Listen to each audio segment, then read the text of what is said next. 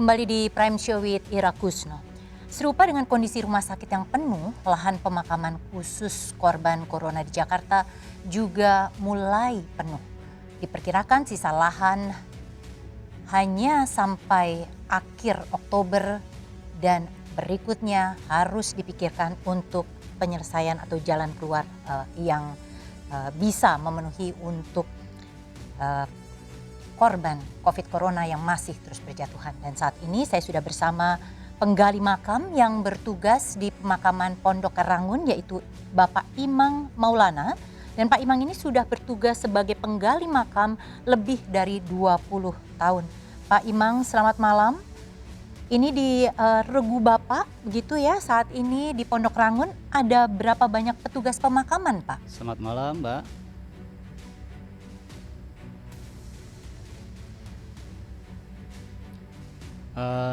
Petugas kita yang khusus menangani GTM, gali tutup makam, baik reguler maupun COVID-19 itu dibagi menjadi 4 regu, Mbak. Masing-masing regu itu variasi, ada yang 23, 22, 24, seperti itu. Jadi ada 4 kali shift begitu Pak, dan setiap kali adalah jumlahnya sekitar 22 dan 23.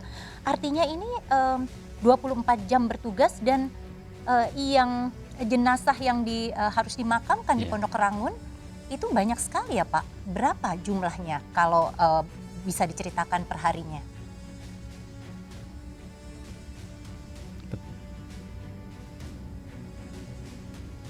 Betul, Mbak. Sebetulnya lonjakan protap COVID-19 di TPU Pondok Rangun khususnya itu lonjakan drastis pada mulai Juli, kemudian juga masuk Agustus, dan rekornya adalah di bulan September. Awal September itu kita memakamkan sekitar protap COVID sekitar 40 sampai 42 per hari. Bisa 40? Dikatakan rata-rata sebetulnya sih kalau diambil rata-rata itu 30-an. Seperti itu. Oke, tapi ada lonjakan begitu ya Pak di Juli Agustus ini. Nah, kan beberapa waktu yang lalu itu viral foto di TPU Pondok Rangun, di lahan pemakaman khusus COVID di Maret itu masih kosong Pak. Tapi sekarang itu sudah penuh. Sebenarnya di lapangan bagaimana kondisi realnya?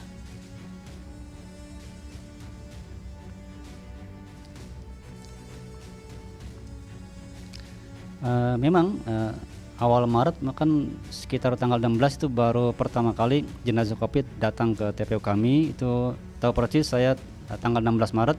Kebetulan tim saya, tim A yang menangani pemakaman pertama kali. Itu masih sedikit, Mbak.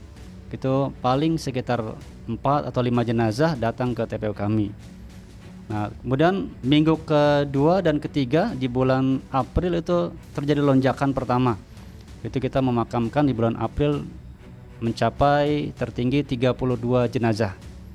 Kemudian bulan Mei dan Juni itu mulai menurun.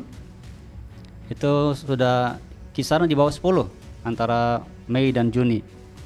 Dan Juli kembali melonjak, yang bisa dibilang tadi itu kisaran rata-rata 30. Bahkan di awal September kemarin itu 40 sampai 42 jenazah kita makamkan per hari.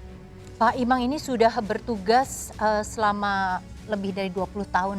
Pernah terpikir nggak sih Pak bahwa suatu kali Bapak harus memakamkan jenazah sebanyak ini per harinya?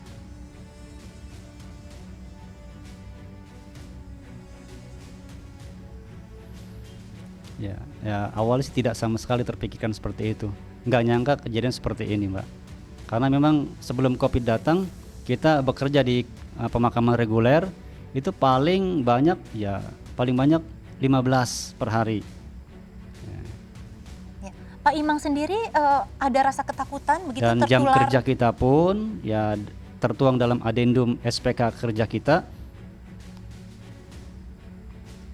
Ya Pak Imang, apakah Pak Imang ada rasa ketakutan tertular begitu Pak saat ini dengan jumlah jenazah yang makin banyak dimakamkan per harinya?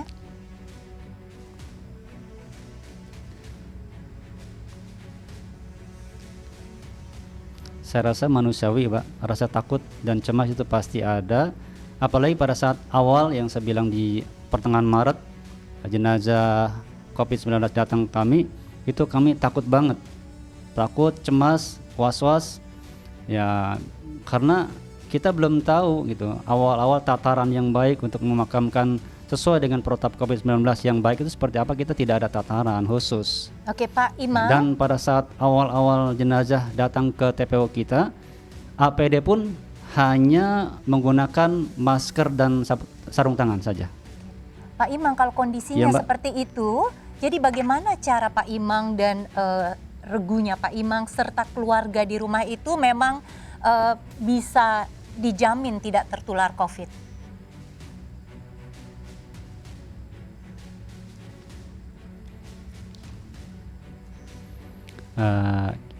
Ya sebetulnya sih kalau masalah itu saya pribadi Mbak mensiasati dengan ya, saya sebagai muslim la haula wala quwata saja, kita serahkan kepada Allah Subhanahu wa taala. Andai kata saya pribadi pun pada saat itu meninggal karena dalam tugas, ya pasrah lillahi taala. Tapi alhamdulillah Allah ya masih melindungi saya dan teman-teman walaupun dalam keadaan takut, cemas, APD hanya yang tersedia sarung tangan dan masker saja, tapi Allah jaga alhamdulillah. Ya. Pak Yang Imam, penting terima kasih. mental dan sistem imun kita terjaga itu Mbak. Ya. Terima kasih Pak Imam sudah berbagi bersama kami. Semoga selalu dalam lindungan Allah yang Maha Kuasa. Pemirsa, cerita narasumber saya pada malam ini mengingatkan kita semua bahwa ancaman virus corona masih ada. Tetap jaga kesehatan dan disiplin menerapkan protokol kesehatan. Sampai jumpa minggu depan. Saya Ira Kusno pamit. Selamat malam, salam sehat.